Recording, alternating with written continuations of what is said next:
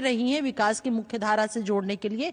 बिहार का कोई भी ऐसा घर नहीं है जहां हमारे आदरणीय नेता नीतीश कुमार जी की नीतियां, योजनाएं या कार्यक्रम से वो बेनिफिटेड ना हुए हों, उनका विकास ना हुआ है, उन्होंने अपने आप को विकास से जोड़ा है।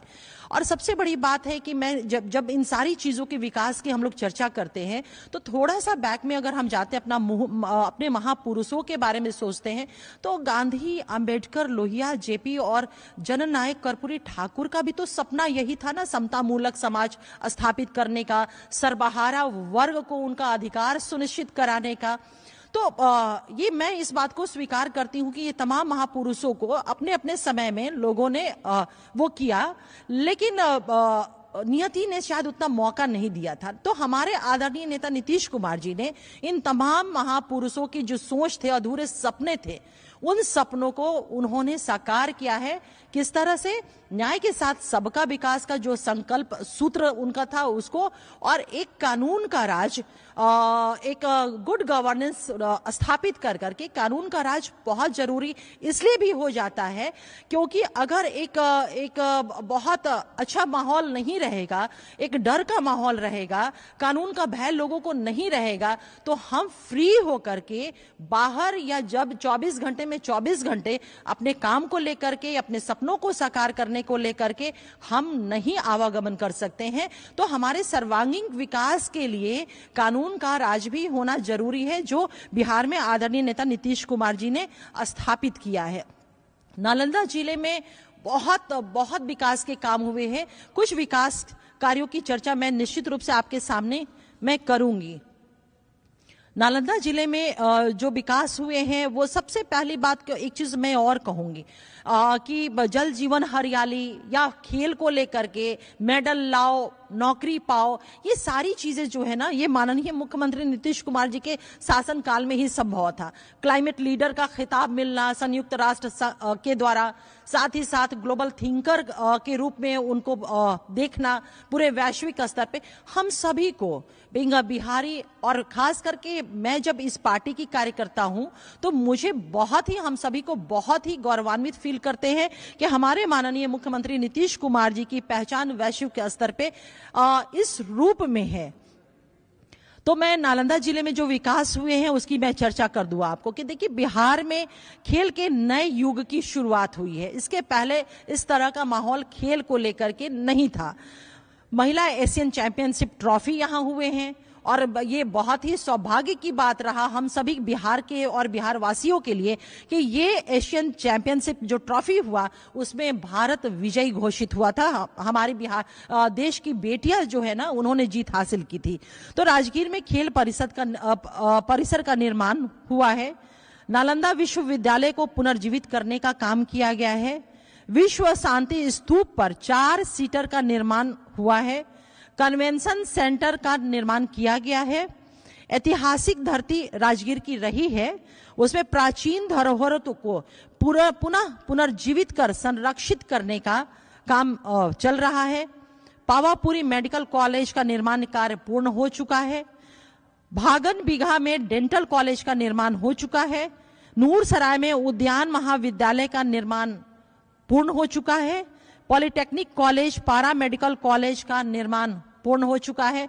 जब पॉलिटेक्निक कॉलेज और पारा मेडिकल कॉलेज की बात आती है तो मैं थोड़ा सा वहां पे ठहरती हूं, क्योंकि मुझे लगता है कि इस बात को बारंबार बोलना चाहिए कि जो हमारे साथी छूट गए हैं इस इंफॉर्मेशन से, उनको ये जानकारी प्राप्त हो जाए कि बिहार एक ऐसा प्रांत है, एक ऐसा राज्य है और जहां पर पॉलिटेक्निक की पढ़ाई मात्र 5 रुपए महीने में और इंजीनियरिंग की पढ़ाई मात्र 10 रुपए महीने में बिहार के और बेटे और बेटियां अभी कर रहे हैं। ये बहुत बड़ी बात है, जहां पर बिहार के आवाम पहले सोचते थे कि हम अपने बच्चों को गुर्बत के कारण, गरीबी के कारण अपने बच्चों को शिक्षा, उच्च शिक्षा या डॉक्टर, इंजीनियर कैसे बना सकते हैं।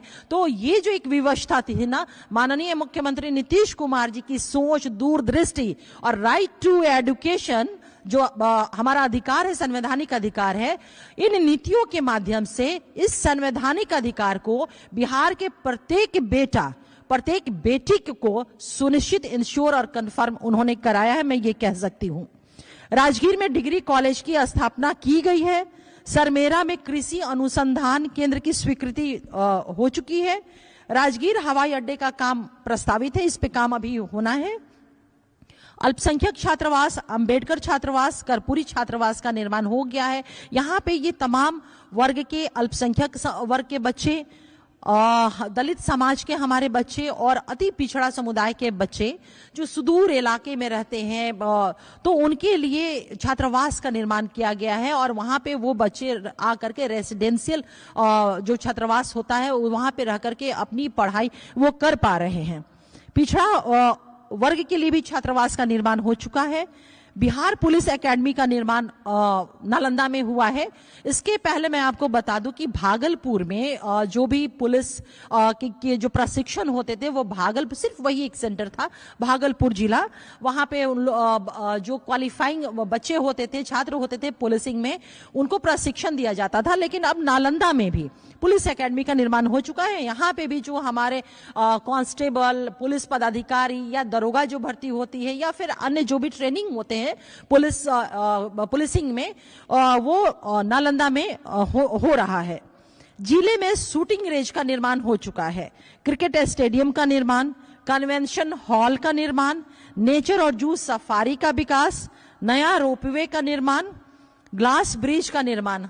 मैं बिल्कुल जो हमारे साथी अभी मुझे देख रहे हैं, मुझे सुन रहे हैं और आज अगर वो नालंदा में गए होंगे तो उन्होंने निश्चित रूप से ग्लास ब्रिज जो है वो अनूठा है। मैं तो अभी तक नहीं जा पाई हूं लेकिन वो बिल्कुल अनूठा है। वहां नेचर जू सफारी जो है वो देखने में बिल्कुल प्रकृति के लगता है कि हम गोद में हैं। इतना खूबसूरत, इतना शानदार ढंग से उसको डेवलप किया गया है। यानी कि नालंदा जिले को बिल्कुल एक पर्यटन के पॉइंट ऑफ व्यू से बहुत ही सशक्त रूप में वो नालंदा जिला हमारा डेवलप्ड हो चुका है और हजारों और लाखों की संख्या में वहां पर्यटक आकर के बिहार के इस खूबसूरत मंजर को, बिहार के इस खूबसूरत जो निर्माण हुआ है उसको वो महसूस कर रहे हैं, उसको वो देख रहे हैं। ये हम सभी के लिए फक्र की बात है। बिहटा सरमेरा स्टेट हाईवे 78 4 लेन सड़क का निर्माण हो चुका है। पहले होता क्या था कि उधर से आप आइए, बक्सर और पटना जो रोड से आइए, अगर नालंदा जाना है तो ये पूरा इंटायर पटना जिला हो करके जाना होता था और घंटों की ये दूरी होती थी। लेकिन बिहटा सरमेरा स्टेट हाईवे बन जाने की वजह से बिहटा से ही वो सीधे वो सरमेरा रोड पकड़ लेने से नालंदा जिला में निकल जाते और घंटों की जो दूरी होती थी, लंबी दूरी तय करना होता था, बहुत वक्त लगता था, वो बहुत अब समय का बचत होने लगा है। बख्तियारपुर से राजगीर सड़क का निर्माण हो चुका है। तो ये काम है, काम तो बहुत हुए लेकिन जो एक हाईलाइटेड जो हम कहते हैं वो कार्य जिसकी चर्चा मैंने किया है आपके समक्ष।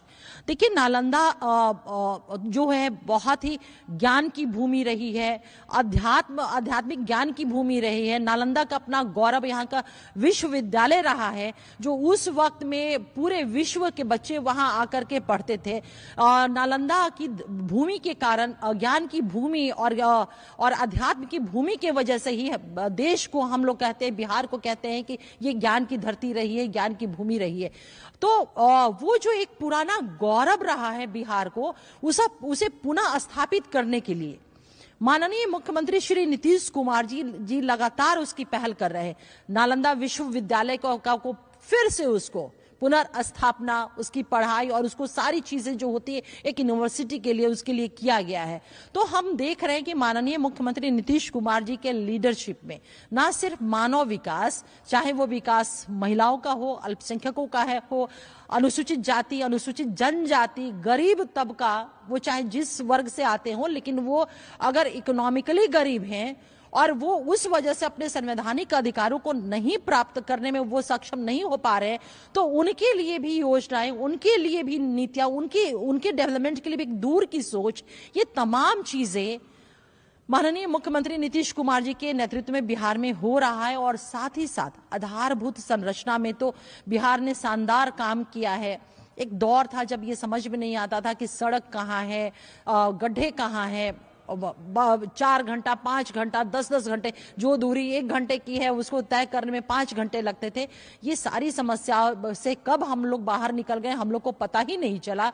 आज चमचमाती हुई सड़कें हैं, आज पुलियों का निर्माण हो चुका है। तो ये सारे काम माननीय मुख्यमंत्री नीतीश कुमार जी के नेतृत्व में हम कह सकते हैं कि समावेशी विकास, सर्वांगीण विकास, बिहार जो है बहुत तेजी से विकसित एवं समृद्ध बिहार बनने की दिशा में माननीय मुख्यमंत्री नीतीश कुमार जी के नेतृत्व में बहुत ही तेजी से आगे बढ़ रहा है। और यही कारण है कि जो हमने विकास किया है उस विकास के आधार पे हमारे एनडीए ने ये संकल्प रखा है कि हमारे माननीय मुख्यमंत्री नीतीश कुमार जी के नेतृत्व में अपने विकास के आधार पर और जनता के समर्थन से, जनता के विश्वास से 2025 में 225 से भी ज्यादा सीटों का आशीर्वाद हमें आवाम देगी। आप लोगों ने हमें सुना, आप लोगों को मैं बहुत शुक्रिया अदा करती हूं। मैं तमाम अपने टेक्निकल टीम से जिन्होंने मदद किया है आपसे जुड़ने के लिए, अपने तमाम टेक्निकल टीम के साथियों को मैं शुक्रिया अदा करती हूं। और हमेशा की तरह मैं थोड़ा सा देख लेती हूं कि अगर किसी साथी ने सवाल किया है तो मैं उन सवालों को भी लेने का मैं प्रयास करती हूं। तो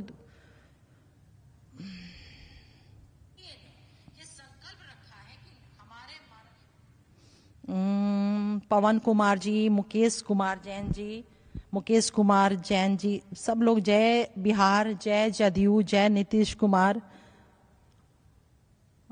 सोहराब कुरैशी जी ने कहा है कि बक्सर जिले में माननीय मुख्यमंत्री जी ने करोड़ों रुपया की सौगात दी है, उनका आभार।